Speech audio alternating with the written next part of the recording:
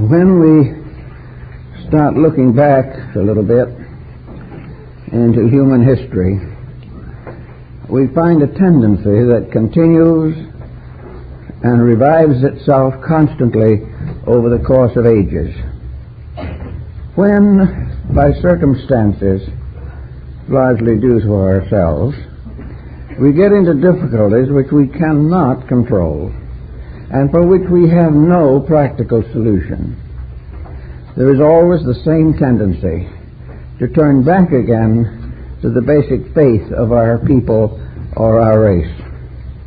This is a time when this type of situation is being re-emphasized. In the last 5 years, the increase of religious interest has been phenomenal, and it is increasing constantly, with new and more important and more interesting contributions arriving every day. Actually, however, in the past, where we've had this type of experience, we have tried desperately to accomplish a particular good and have had great problems trying to accomplish that which we hope for. A word maybe at this time would be interesting in connection with the life and labors of William Penn, the Quaker. William Penn founded what he termed, or established what he termed, the Holy Experiment. This experiment was the result of gaining a grant of land in the Western Hemisphere and building there what is now the state of Pennsylvania. But the Holy Experiment was to establish a free and independent state without an army, without war, without a militia, without treaties, and without any violence or persecution, with personal liberty of thought and complete equality of religion. Now, this is what he came over here to do. And it worked for 76 years, just about the way he planned it. It worked because he started in, probably, with the first remarks that are recorded relating him to the King of England. He came to the King of England to have a grant, and it was given to him.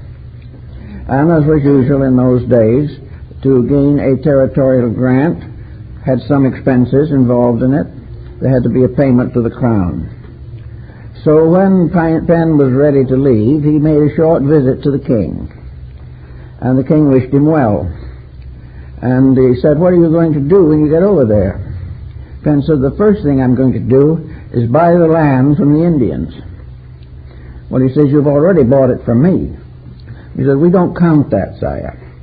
We don't count any payment until it is paid to the rightful owners." That was way back in the 17th century. And it started that way and went along that way. And in all the years of Penn's life and his direct descendants, there was never a day of trouble with the Indians. While all the other colonies were in grave danger, they had made treaties, they made them, and they kept them. And the success of this experiment resulted in something else. Many persecuted groups in England, Germany, Poland, in the northern states, finding a possible place where they could worship God according to the conviction of their own conscience, came and settled within Penn's domain. And Penn was the one who accepted them all, cherished them all, and gave not one of them authority to dominate a completely temperate religious atmosphere. Now, this was a holy experiment, he called it that. And it worked for quite a long while. And what destroyed it? What brought it to an end? The increasing complexity of colonization, the constant squabbling in other areas, and the gradual intensification of economic policies, the desire for territory for sale and building of towns and cities, Little by little, the control slipped away from Pennsylvania. But for a long time it worked. And today, I think we are all standing on the verge of the need for another holy experiment. Something to prove that problems can be solved without violence, without dishonesty, without propaganda, and without interference in the rights of the individual to think, and to establish still in this world a commonwealth in which the primary purpose is that all persons should have security of thought and life.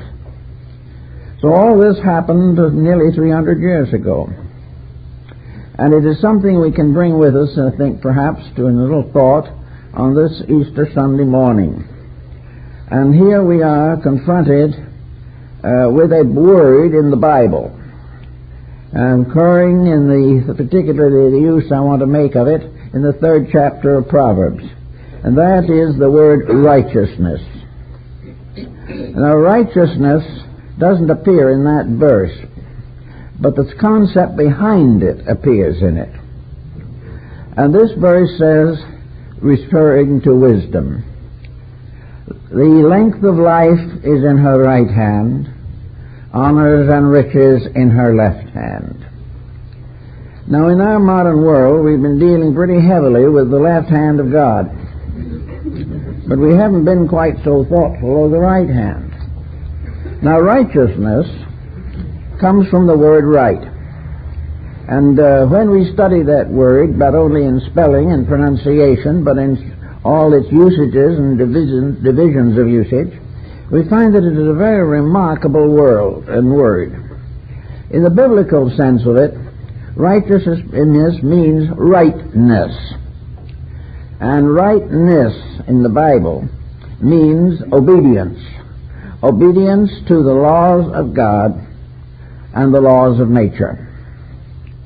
Obedience is therefore the basis of right living, right thinking, right hoping, right building, right planning. And all these things must be governed by a power superior to man. When the human being tries to take this over and run it himself, he gets into trouble. He has always gotten into trouble, and the trouble has always continued until the human being becomes aware that there are rules that he cannot break, and that the rules that he makes live only to the degree that they obey the rules of life and nature. So gradually, by degrees, we get into a left-handed situation in which wealth and honor and power take control of conduct. And as a result of that, empires, nations, races, communities fall apart. And in their fall, bring down the individual with his small but significant problems. Now, what are the laws with which we must learn ultimately to work? They are the laws that are expressing themselves constantly in every aspect of existence as we see it. I've been much interested recently in a number of nature films that have been shown on television, in which we find definite indications of the rudimentary principles of universal law. Many of these rules are difficult for us to understand, but we know that creatures comparatively humble and with practically no intelligence as we know it are able to fulfill destinies which have been established by powers superior to themselves. Therefore, living or existing is very largely a problem of fulfilling destiny, to continue the thing as it should be, to do the work that is next, and to keep on striving for the ultimate good, which is universal security. This is the problem that we face, and it has been in many ways distorted and disabled by human activities. Now, today science is hard at work, is solving all kinds of wonderful mysteries of nature. We are out looking into the galaxy for this and into the inner parts of the earth for something else. We are experimenting, building, contriving, conspiring. to enlarge the frame of human domination over life. But the principle is wrong. We are not here to dominate life. We are here to fulfill life. Because life itself is something we do not control, do not understand, and are not in any immediate danger of solving as a problem. We are here to fulfill the purpose of humanity. And this is clearly set forth in most of the biblical writings of both the Old and the New Testaments, that we are here to do what we ought to do, and not just what we want to do. If we break the rules, either from ignorance or from perversity of temperament, we are going to be in trouble. And as we have been breaking these rules regularly for thousands of years, things get worse. Problems increase and multiply. And knowledge expanding towards the solution of material things ends in a spiritual and intellectual disaster. We are here, therefore, to say that science has to make certain changes in its perspectives. It is charming and wonderful to develop and perfect computers. It is a delightful problem to examine the ashes of the past and sift the sands of Babylon.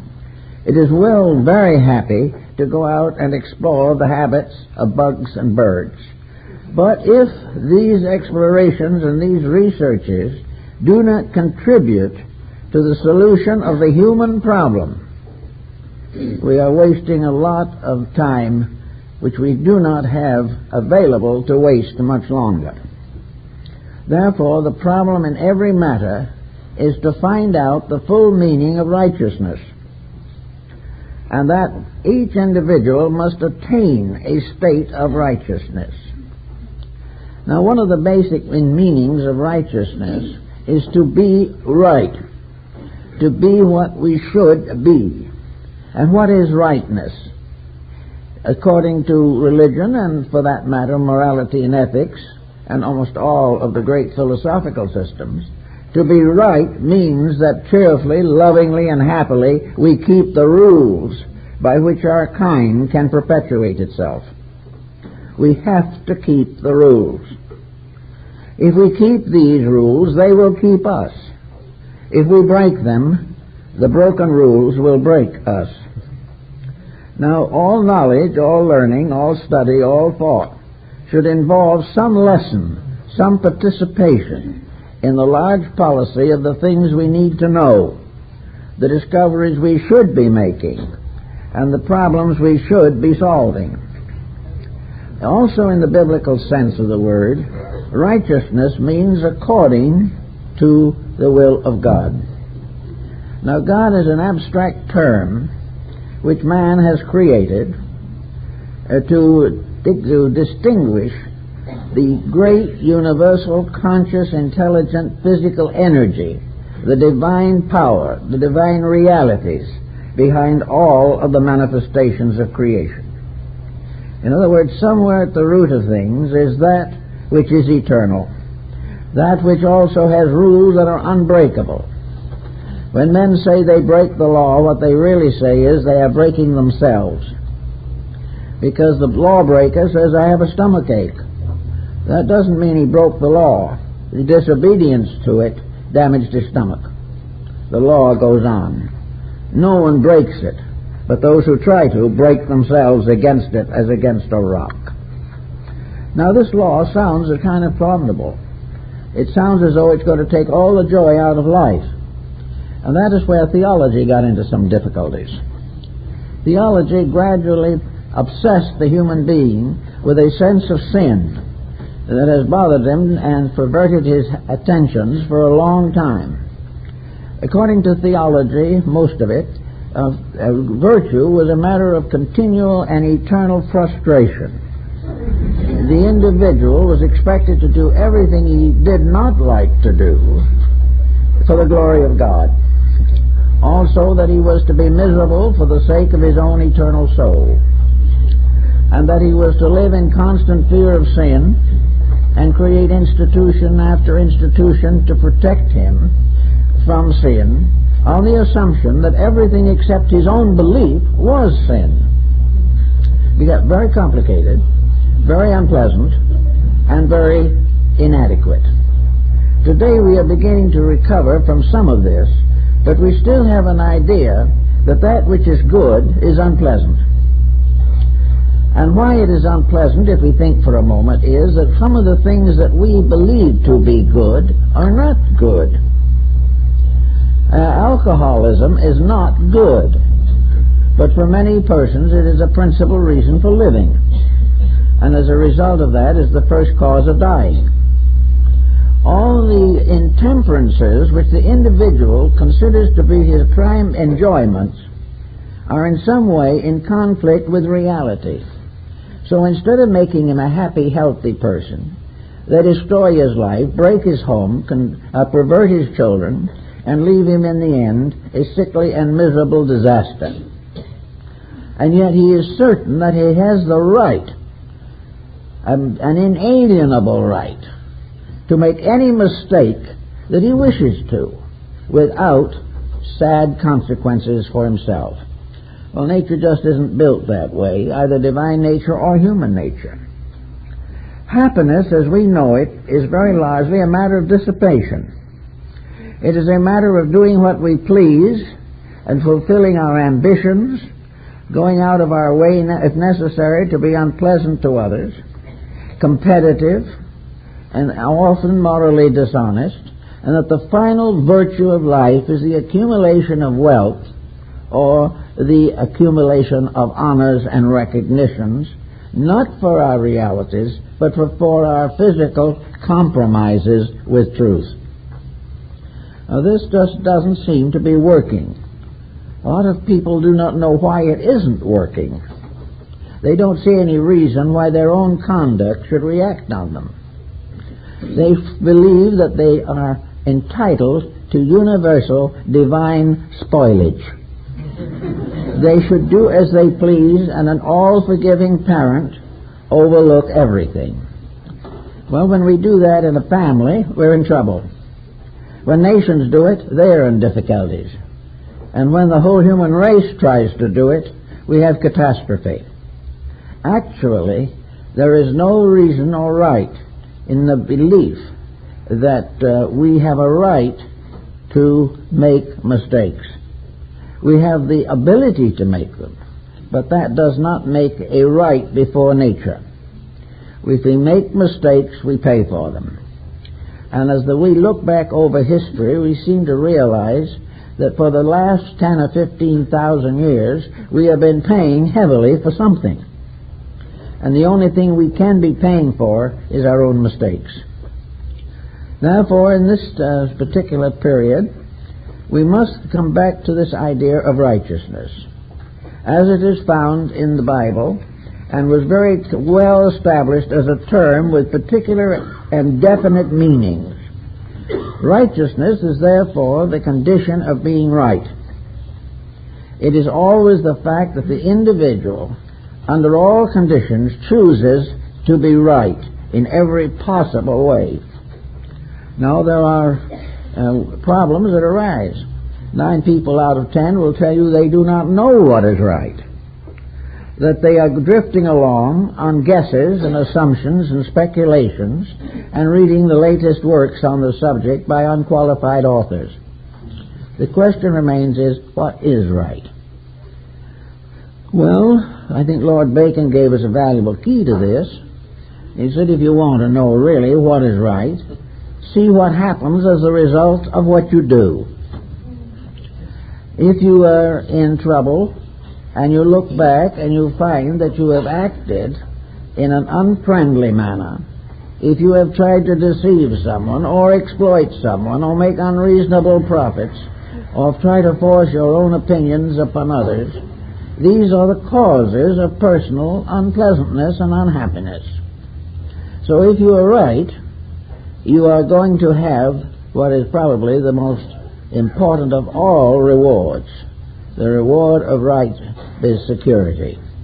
Security in a cheerful, conscious, intelligent, reasonable way. The right to enjoy life rather than to destroy it at its roots.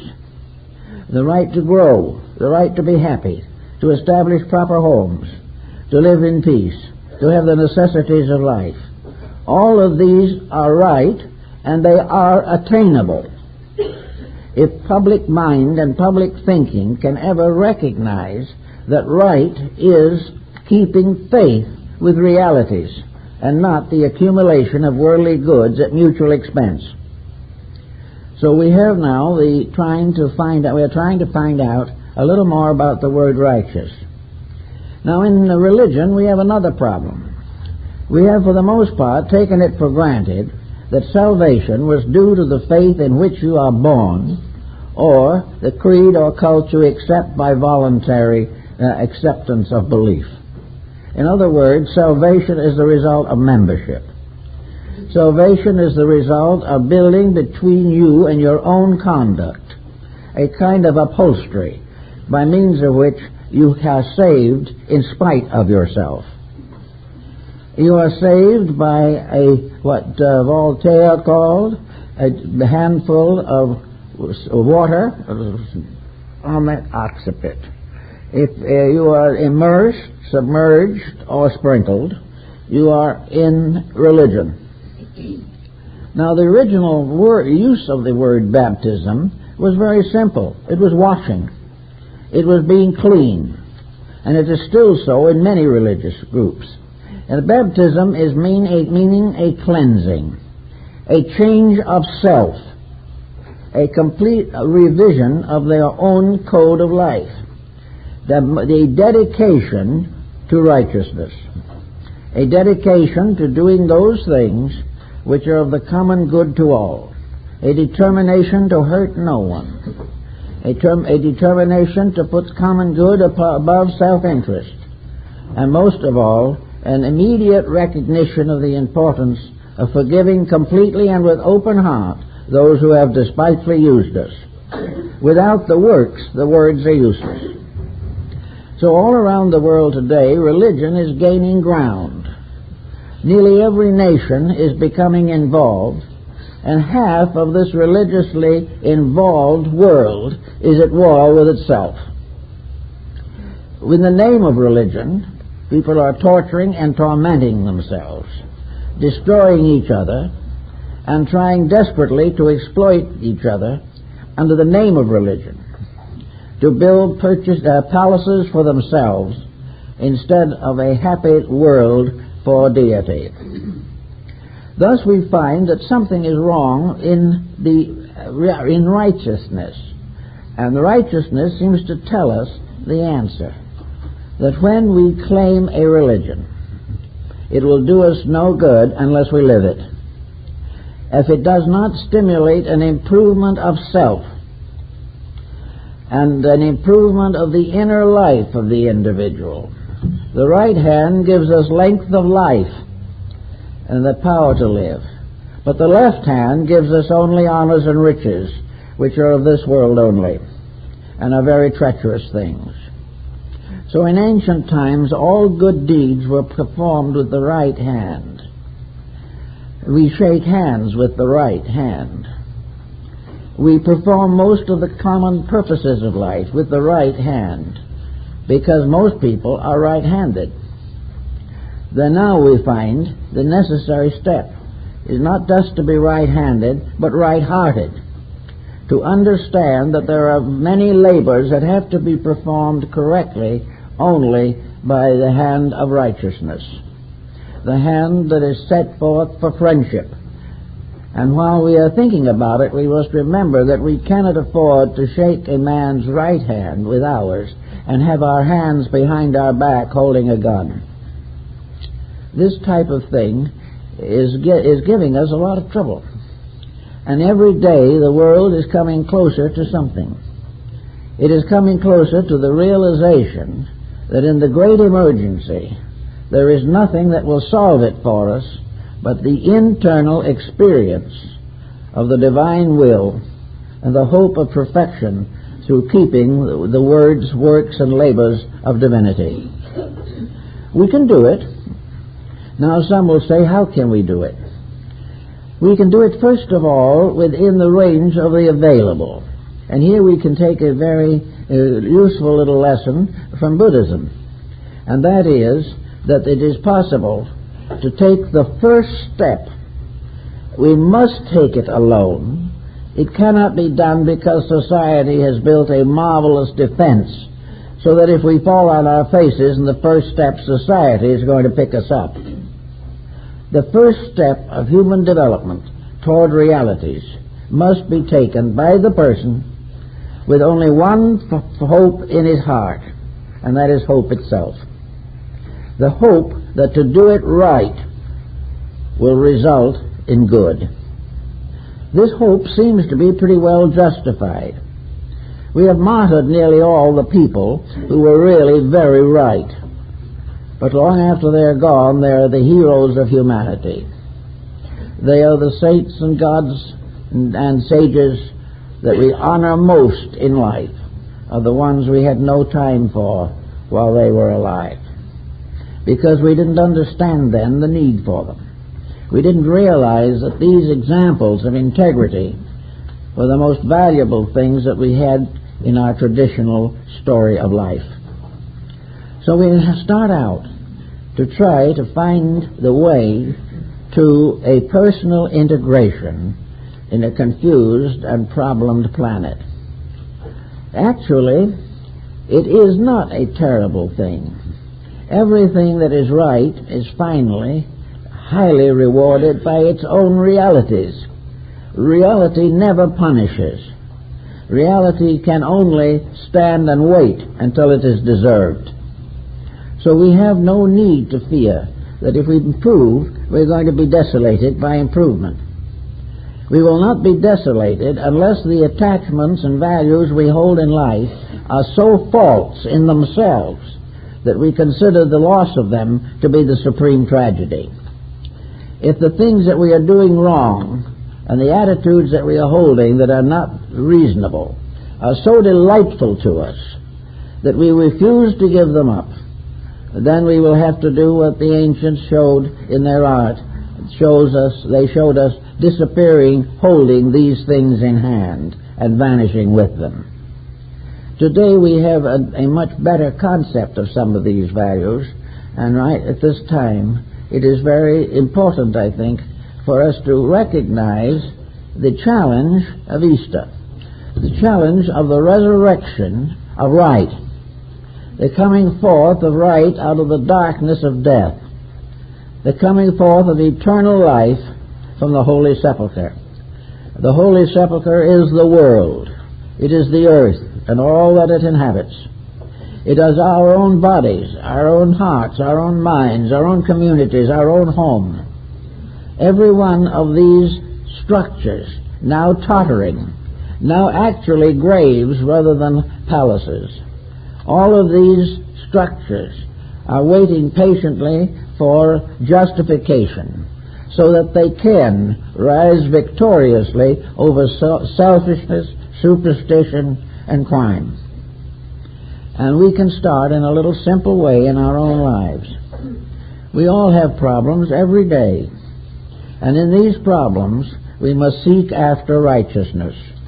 We must also take this basic attitude to try to understand what the universe wants us to do when we are faced with a very important decision.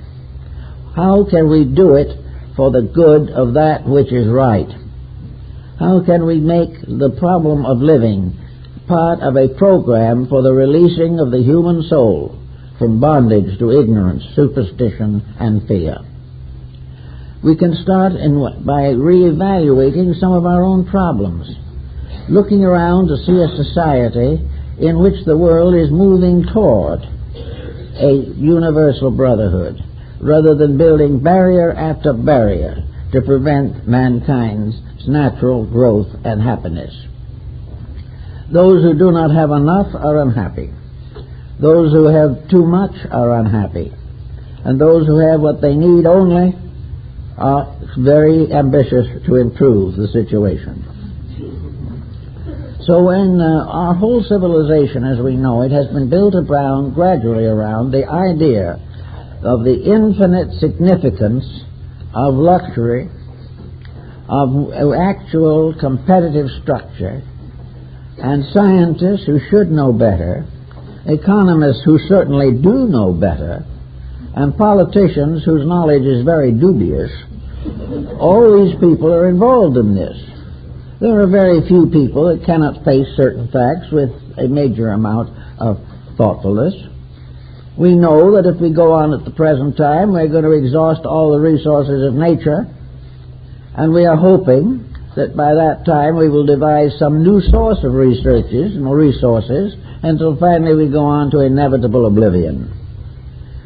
Actually, our materialistic science, our world, regardless of its fact that two-thirds of it is religion-oriented, the world basically is atheistic. Atheism in the sense that it ignores principles while claiming to believe them, that affirms the reality of God and pays no attention to the Ten Commandments. This type of thinking must be considered lack of righteousness. Now, I know we work a lot with people in their problems, and the lack of righteousness is a basis of sickness. If the individual eats the wrong food long enough, he's going to destroy his health. If he decides to go into narcotics, he's going to destroy his health quicker. If he is deciding to go on in the way he has been thinking from childhood to now, and depending entirely upon authority outside of himself for instruction, he will go right on getting into the same troubles that he's now in, and probably worse ones. Actually, the individual has to do a little thinking about all this. He has to do what every scientist ought to do, and that is have proof that his mistakes are helpful, and this he can't do. He can never prove that being wrong is right. And the fact that all people are wrong doesn't make one bit righter. If the individual, like science with its researching capacities, studies the problems of living as it studies molecules, it would soon show us that there is a moral universe which is just as real and just as susceptible to scientific rules as the physical one. We are just simply overlooking the disagreeable facts which might force us to improve conduct. We do not really want to be better. We talk about it, but down inside what we want is a larger home and a swimming pool. We hope we can get it honestly. We are very unhappy at the government for taxing us with questionable responsibilities. We believe we should be free from all of these burdens. But what do we do to solve these burdens in our own thinking? A person who is in trouble, after a little while, begins to develop mental difficulties. Now, there are a great many people wandering around the earth in almost every level of society who are not actually insane, but they are intensely neurotic. And neurosis becomes a terrible detriment to character. Neurosis allows the mind to take in food that is poisonous. It does the same thing with the mental and emotional life that we think of in junk calories.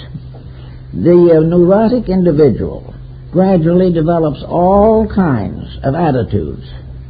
Some neurotics go into religion intensively, develop all kinds of psychic experiences and try to live by them. Most of these people are in trouble. Others simply declare themselves to be basing their lives upon some kind of a philosophy, like Marx or Engels, and they're in trouble, like the countries that are trying to live by them now. Everyone is in trouble because they have not recognized that honesty is the basis of survival. Honesty interferes with a quick profit. But when everyone thinks of nothing but a quick profit, humanity collapses. It just isn't built that way. Absolutely true in nature is everything has use. Right use develops and protects and evolves.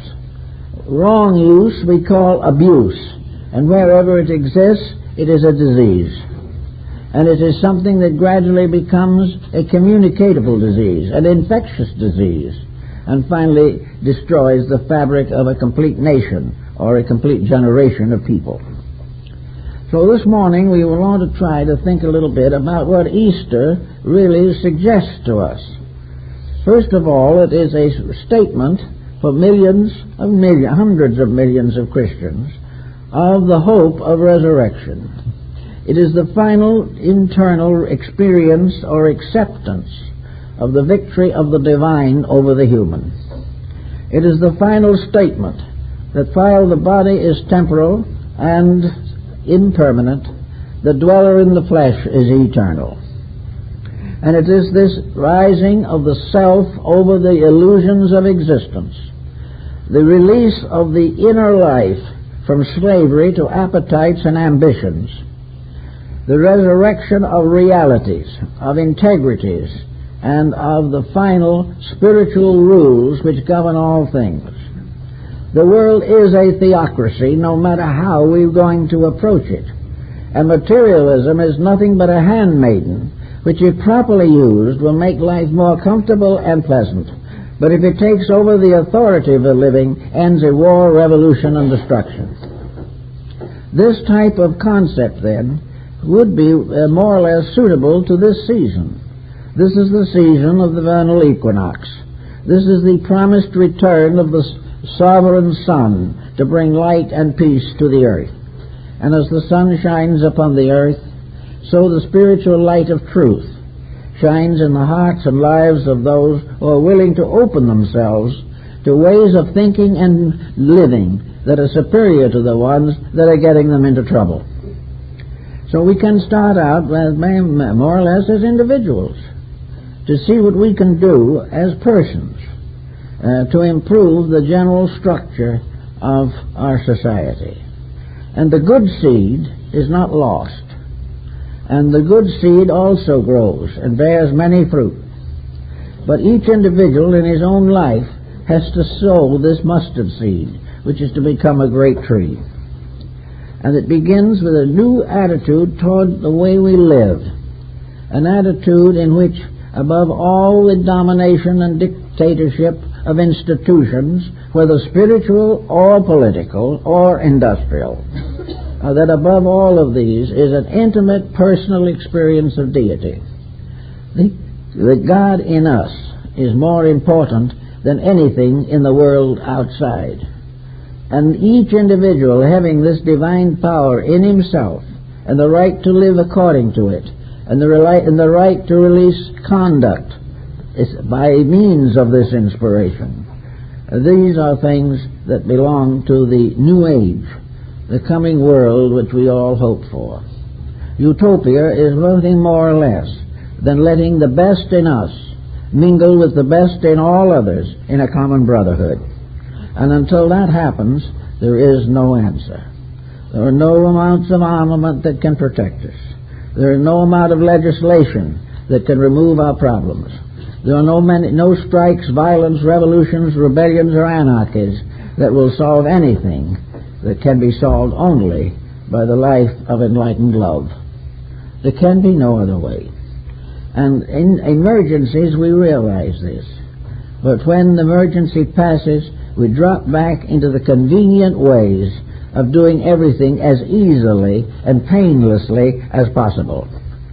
And as a result of that, the more painless it becomes, the more impossible and painful it will ultimately be. Now, on the word also of the idea that we have here of righteousness, supposing we try to define righteousness in terms of social significance, of social order. What are the problems that we face? Well, we can take a very simple example, perhaps, from the computerizing processes. If we turn the computer upon the problem of righteousness, if we develop the necessary machinery that will tell us the truth about what we have been lying to ourselves about for ages, something good might come out of it. We might learn what no one seems to be willing to know at the present time, that all the problems, mistakes, and delinquencies of the human being can be estimated. The consequences of them can be scientifically demonstrated, and we can live in a world in which the truth is available to all of us, in the sense that keep the rules, and we will survive. Now, the rules, as we say, are not always easy to work with. But we have another factor inside of ourselves that is helpful in this matter, and that is conscience. There is nearly always inside of us that still small voice, which because of our mistakes has become stiller and smaller in every generation. We do know in our hearts when we are not doing well. When we lose our temper, when we begin to blame other people, we can talk ourselves into anything we want to. But somewhere down in the depths of our own lives, and through the experiences of living, which we have already passed through, there comes a realization that we are taking a bad chance, that we are very likely going to suffer as the result of a misdeed, that we're going to pay for cruelty, unkindness, and the failure to cooperate in proper and reasonable manners. This is going to get us into trouble. We know this. Somehow we sense it.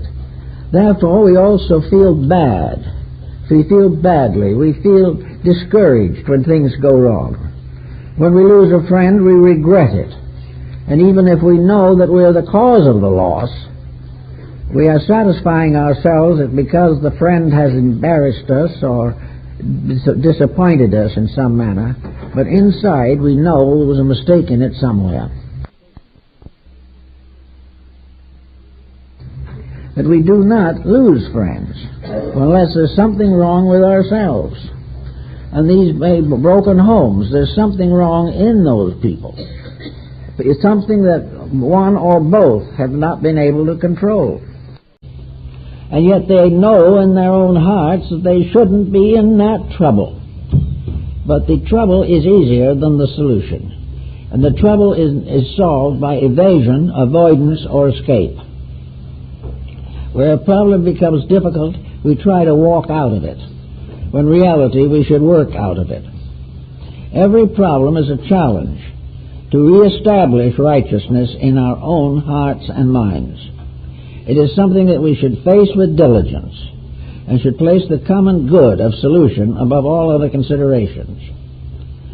But we do not have the moral courage under temptation to make these decisions. Now, what is temptation? Of course, in the old days, temptation was a gentleman with horns and a forked tail who was supposed to be hiding behind every doorpost in the world. Many people were afraid to go out at night because this fork-tailed monster was waiting. Now we're afraid to go out at night for some reason why our neighbors will rob us. It's still fear and mistakes and inability to cure our own difficulties. All these things continue to depress us, frighten us, and worry us. But actually, we are not in this serious a condition. We are simply in a condition where we really do not know what happiness is. And in the course of years, of course, I have known a great many people who have very large material holdings. I don't think there's one of them that would tell you honestly and quietly that the holdings had made him happy. They do not make people happy. They add to the burdens of life, and in the desperate desire to hold on to something which we can't take with us anyway, we destroy the pleasure, happiness, and usefulness of a present existence.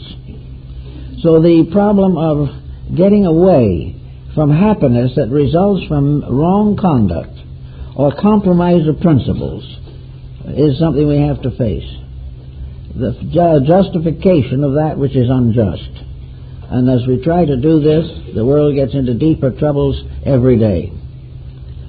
Actually, we note now, for the first time in a long while, a rather interesting and constructive symptom appearing.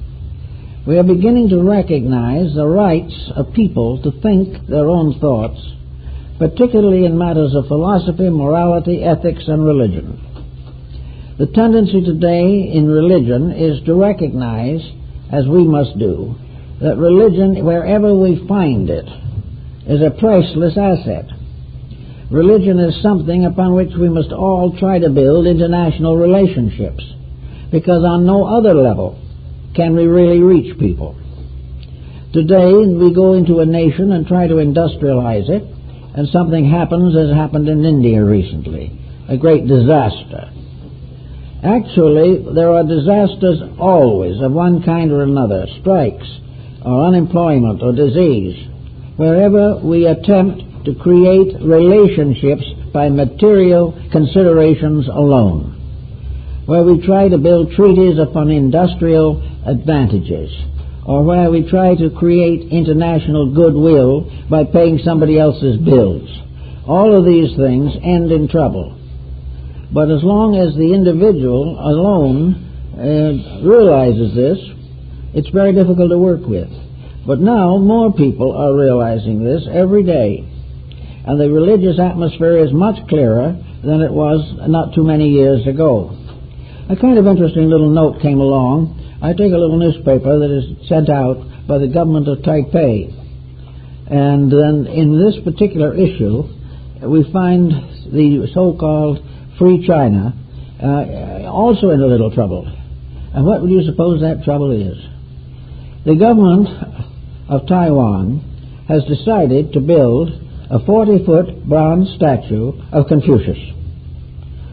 This is because to these people Confucius is a very important figure of integrities. And his integrities, as represented in the dialects and so forth, are among the highest, I guess, of any religion or philosophical system. So Free China wants to honor him. And they want to build a 40-foot statue on a promontory in a public area which has been reserved, and which is more or less like a large park. Now, what happens? The bulletin is hardly out before the objections are organized. And on this little island with a few people, most of whom are very, very receptive to Confucius, they're already in trouble over trying to build a statue of him. One group says that there's only one likeness of him that is authentic. And the problem is, if they do not use this likeness, it's all going to be wrong. Another group says that it is being placed in a public arrangement or place which is a public property, therefore should not be used for any purpose except a park. One after another, these groups are going to organize. They are going to probably keep on objecting. They may have formed strikes and things of this kind to prove their end. But the problem of the wisdom of Confucius has suddenly gotten lost. No one has really said that the ideals of Confucianism are the things that are important. The problem of the 40-foot bronze statue is liable to tear a nation apart in an effort to honor a person who gave them the principles of brotherhood, cooperation, and mutual insight and virtue. So the virtues of Confucianism are not strong enough to prevent a strike over his statue. Now, we do this all the time. All over the world we build churches, but people go to them, support them, and build them. But somehow, probably 3.5 to 4 billion religion-oriented persons have no influence whatever in trying to prevent a nuclear war. Most of the persons who are working in armament are nominally religious people in private life. They believe in integrities and they would like to serve them. But for some reason, there's always a reason why they can't. And the reason is now largely economic.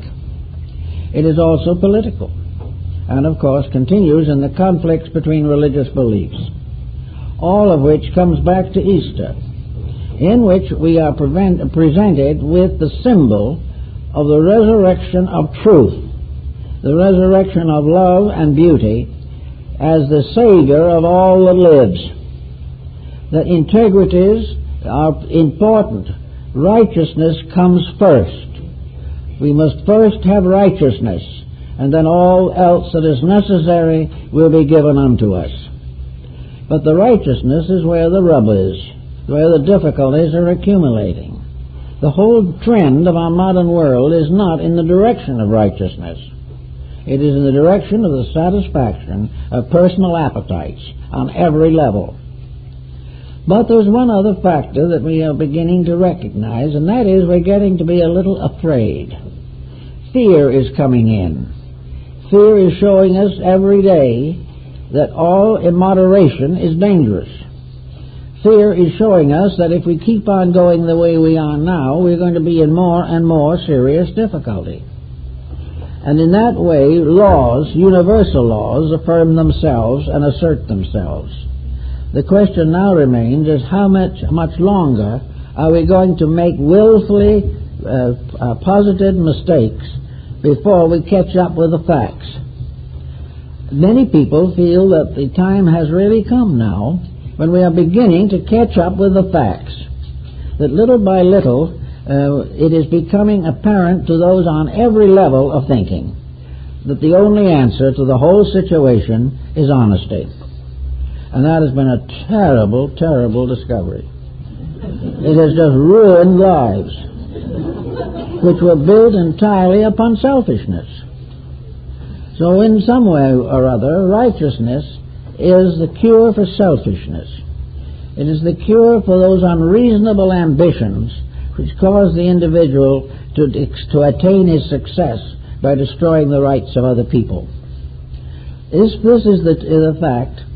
Watch the situation as it unfolds, and it's becoming more and more evident that all the panaceas, all the remedies, all the vast conferences are not going to amount to much of anything unless people settle down to liking each other. The more you know people, the better you like most of them. But while you are a stranger to 2/3 or 3/4 of the world, you have a difficulty there. We had that difficulty for a long time religiously. We knew practically nothing about any religion except our own. We had about 1 billion people of our general persuasion, and the other 3.5 or 4 billion didn't count. Their religion was heathenism. We were the ones that had the true religion. Now that would have been fine if we had lived it. If we had daily and honestly accomplished the works of a great religion, we have always had the strength to do it. But gradually the religion was lost. A theology took its place, and in the life of the individual, profit overcame the whole thing. So out of all of this problem, we have to recognize the need for the gradual realization that nature is moving in. We are living on a restricted planet. It has only a certain amount of potential. We can waste it or conserve it. If we waste it, we'll regret it. If we conserve it, we can do many things. We are living under a system of thought and economic policy that has nothing in it that is of permanent value. Every conclusion on these levels that has been made in the past has proven false in something and finally been renounced. We are here living on a shallow surface of thinking with no actual recognition of the ways to perpetuate and preserve the values that we have.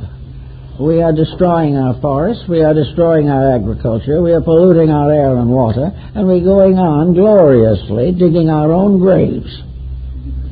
Time to stop. It is not necessary. It is not necessary because the human values never demanded it, realized it, or needed it. And this is the problem that has to come gradually out of ourselves. We have to develop a real affection for humanity. We have to be thoughtful of our neighbor. We have to raise children properly instead of forgetting them while we go out and do as we please.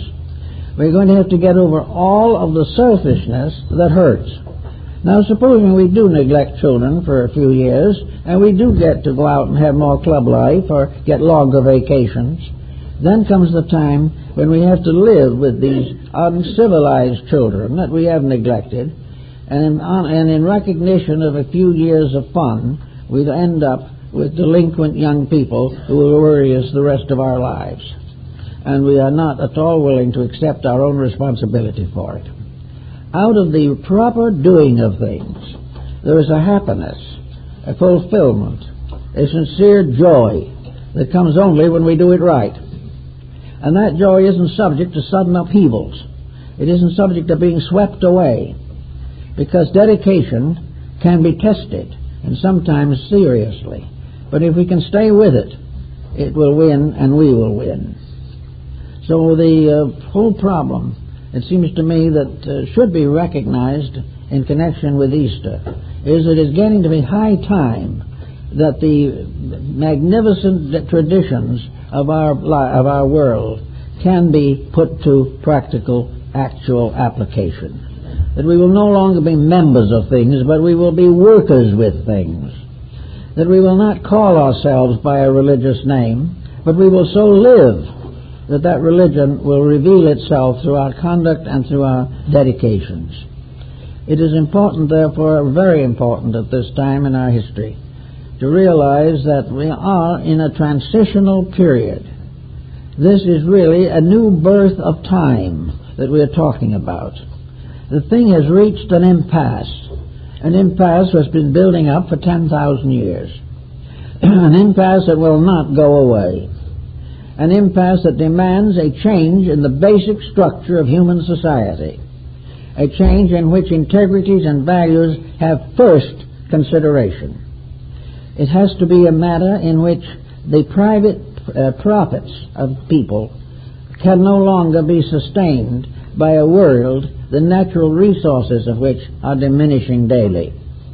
It is not going to be possible to forever make fortunes in oil or fortunes in any field.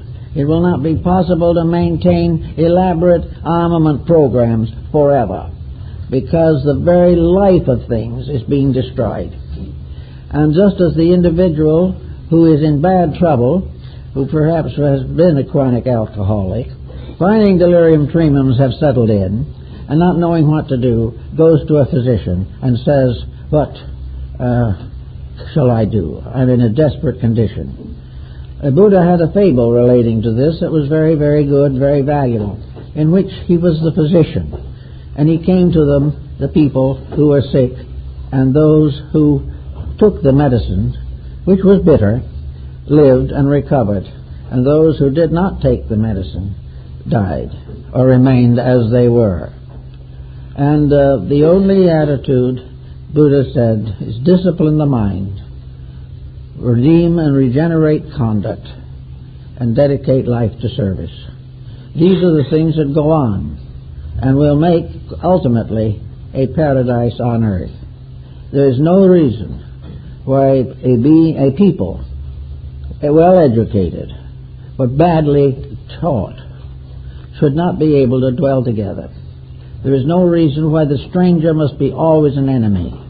He may be a friend in disguise, or a friend we have never seen.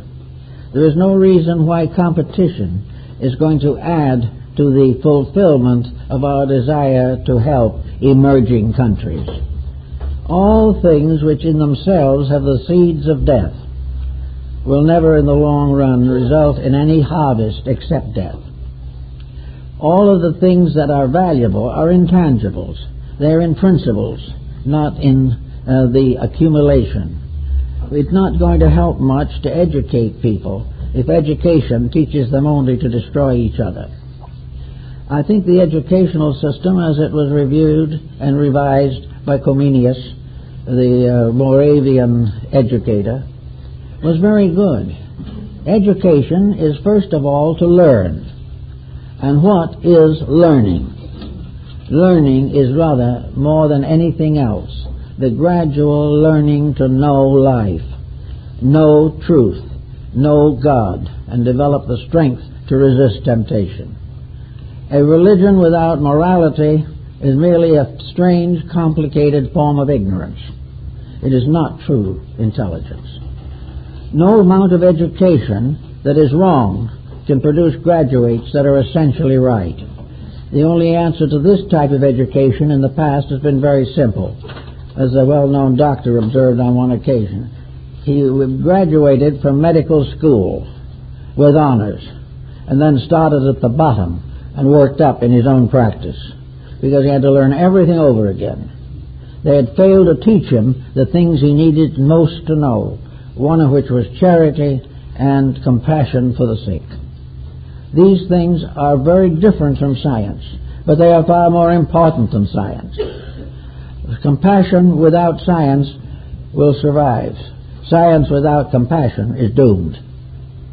All of the good things of life are principles that are resident in life itself and visible in every manifestation of life.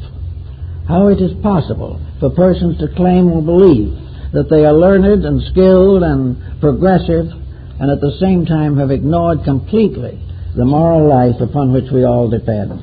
How this can be called education is difficult to realize. It is also difficult for us to understand how it happens that all the resources of life are being devoted almost completely to the perpetuation of something that must fail. And as Woodrow Wilson pointed out on one occasion, speaking of it as it is now, he said it is better to fail in something that must ultimately succeed than to succeed in something that must ultimately fail. And we're in this position. We are trying to succeed in something that must ultimately fail. And the only thing that we have to protect us is a spark of life inside, and the mass of these sparks making a world around us and within us. The spark of reality that is eternal within our own inner core and within the great universal system to which we belong, and the annual resurrection of which is represented by the symbolism of Easter. Easter is a statement that beyond all human control is a rule, and that ye shall love one another. And we've laughed at it, we've ignored it, we've considered it to be impractical and unreasonable. But it is still true that the law of love is the most important thing in the world. And this love is not a physical emotion. The physical aspects of it belong with the left hand, honors and riches. But the right hand is length of life and depth of insight. And love is really the compassion that is natural to us, to recognize that we are one being, one creature, manifesting through an infinitude of individuals, but always one. And that one cannot have sickness anywhere in it without the whole body becoming sick. Therefore, each Easter now we've got to keep on selling these ideas. Not because they're ours, not because we have control of them, not because we can prove them by certain examples which we do not understand, but by something else that we know them, and that is by the internal realization of the way of life. In other words, it is the righteousness in us that is able to protect the righteousness in the world. It is the presence of God in ourselves that proves beyond all question the reality of divinity. It is the very fact that out of the little bits of matter that we call bodies, there come these magnificent organisms as vast as great animals, as tiny as little cells, all alive, and all alive because of one life, and all naturally bestowed life, bringing with it the proof that all this bestowing is because the infinite life so loves its creation that it sends its Redeemer to us. All of the love in ourselves bears witness to a love of something greater than ourselves. And it is not the failure of our sciences or our arts, but the fact that we have stripped them of the natural affections that are necessary. We fear that these affections will interfere with profit, that they will result in unemployment. They will not result in unemployment. Selfishness is the cause of unemployment. And we must work to overcome these things. We must educate for good and not for profit. We must try to bring nations out of their own infancy, not into our way of life, but into a way of life greater than ours. We hope that each generation that comes from ourselves will be a little better. It is also true that we hope that every nation that emerges out of the mystery of disorganization is going to be a little better. That each country will learn something from our mistakes, will learn to keep faith, will learn to overcome the selfishness and pride and ambition and militarism that has distinguished and dismantled society from the beginning. We hope all these are going to be better people than we are. We hope that all things are like what the Indian sage once said, who is quoted in one of the early sacred books, that it is the hope and divine aspiration of the guru or teacher that he shall live to see one of his disciples excel him in all ways. And we as a nation should be living to watch other nations excel us in values, not in locking ourselves in a competition that's going to end in a trade war, but uniting us all in a code of preservation by which we will cheerfully unite with all others to protect our survival, to protect the happiness of our people, to protect the divine laws that are being manifested, and to contribute to the eternal evolution of life on this planet and in worlds to come. All these things should be our recognition. The great experiment of Penn, the holy experiment, is one that we are now faced with. The experiment of creating a new definition of the world as infinite opportunity, but also a world that must be guarded by appropriate value of responsibility. We are here to make a better world, not to make richer people. We are here to make certain that the values of life come to their normal and proper ends, because this is the only way we should ever know happiness. Happiness is not going to come from what we have. It's going to come from what we are. It is going to come from the internal realization that we have done a good job, that we have fulfilled the rules of life that we are supposed to fulfill, that we have kept the faith, and that we have therefore come into a security which is beyond human estimation. We don't know what happiness is. What we commonly call happiness is a kind of marginal contentment. It is ability to accept things as they are, as better than they might be, or worse than they should be. All these things are not happiness. There can be no happiness for a real human being in a world that is in misery. There is no way in which the one individual, all by themselves, can attain all good things while others are deprived of everything. This is not a matter of socialism. This is not a matter of political structure. It is a matter that we are controlled by a complete deism. We are controlled not by an economic policy, but by a divine power. And that this divine power is the final arbiter of all things, the final arbitrator of life, the final source of authority. And that this authority has cleared itself, revealed itself, and is showing itself every moment in the magnificent structure of creation as we see it. A world that we are disfiguring and decimating without necessarily accomplishing any good or happiness for ourselves. A world which, with proper integration and organization, will not only produce a completely secure civilization, but will free us for the more valuable things of life.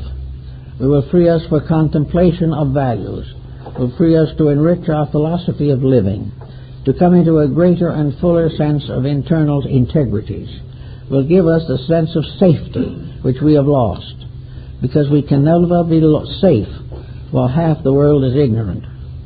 All these things have to be worked out in a spirit not of material enforcements, not a policing of man's faults, but a building and developing of the eternal virtues of existence. And this is the second coming, in my mind, of the divine power, when it comes to us in an emergency, when it has come after we have denied it 3 times, or many times, that we have sacrificed it for values that were valueless in eternity, that we have compromised our divine heritage for a bowl of pottage. All these things we have to sometime come to know. And out of the knowing of these things, we do have the beginning of the holy experiment of eternal brotherhood. And it is not only now due, but the need of it is pressing in on us every moment. 500 years ago, we never knew these things. 100 years ago, they didn't matter much. But now as problems increase, populations increase, natural resources diminish, and the struggle to maintain a false world becomes more and more bitter, with millions of so-called innocent people dying for the preservation of arrogance and ignorance. This type of thing cannot go on. It was not intended to go on. But it is true, and we must face it, that we were here to learn.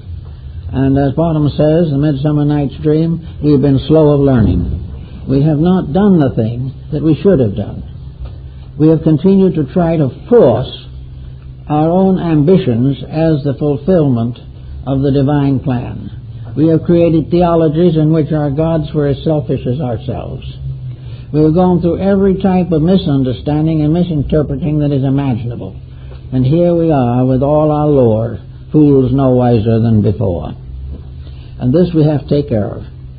And Easter is a wonderful time to kind of think this through, gain a new sense of integrities, reinstate our dedications, and turn the authority of our lives to that dweller in the heart, which is our true life.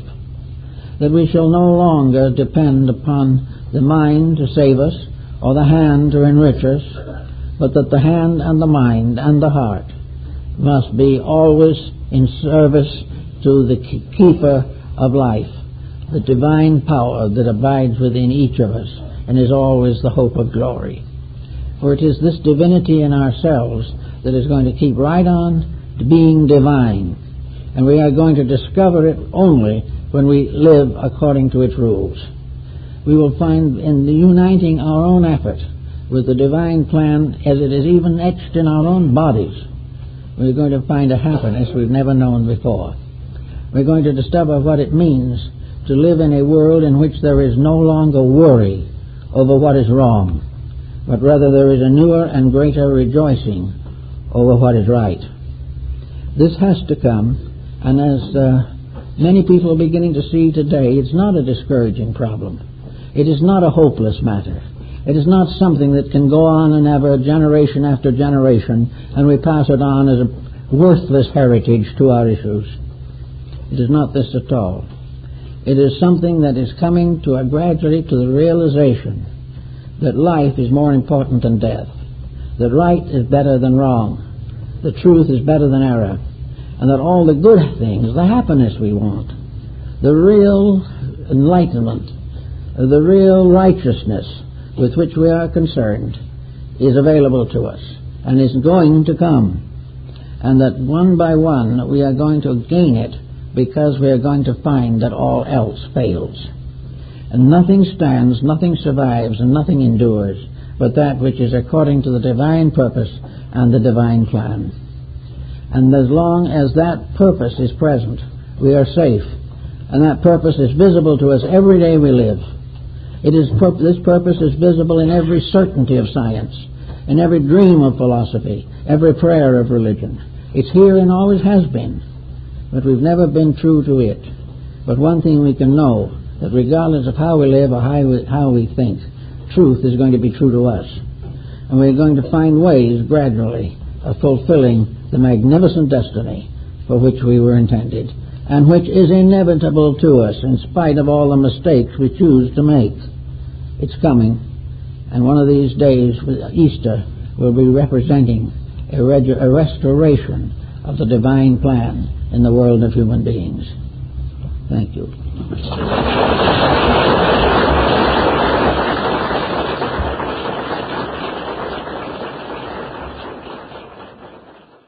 Definite indications of the rudimentary principles of universal law. Many of these rules are difficult for us to understand, But we know that creatures comparatively humble and with practically no intelligence as we know it are able to fulfill destinies which have been established by powers superior to themselves.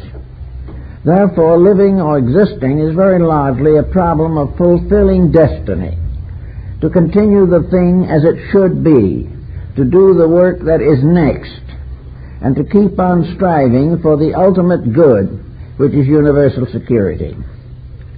This is the problem that we face, and it has been in many ways distorted and disabled by human activities. Now, today science is hard at work, solving all kinds of wonderful mysteries of nature. We are out looking into the galaxy for this and into the inner parts of the earth for something else. We are experimenting, building, contriving, conspiring to enlarge the frame of human domination over life. But the principle is wrong. We are not here to dominate life. We are here to fulfill life. Because life itself is something we do not control, do not understand, and are not in any immediate danger of solving as a problem. We are here to fulfill the purpose of humanity. And this is clearly set forth in most of the biblical writings of both the Old and the New Testaments, that we are here to do what we ought to do, and not just what we want to do. If we break the rules, either from ignorance or from perversity of temperament, we are going to be in trouble. And as we have been breaking these rules regularly for thousands of years, things get worse. Problems increase.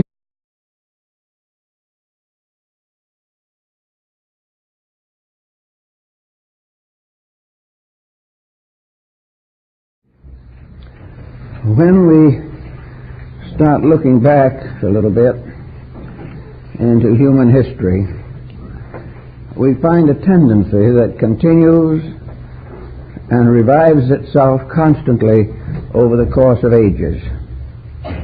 When, by circumstances largely due to ourselves, we get into difficulties which we cannot control and for which we have no practical solution, there is always the same tendency to turn back again to the basic faith of our people or our race. This is a time when this type of situation is being re-emphasized. In the last 5 years, the increase of religious interest has been phenomenal, and it is increasing constantly, with new and more important and more interesting contributions arriving every day.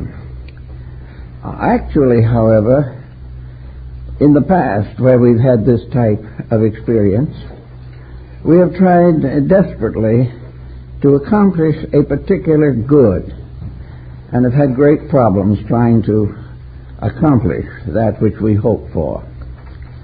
A word maybe at this time would be interesting in connection with the life and labors of William Penn, the Quaker.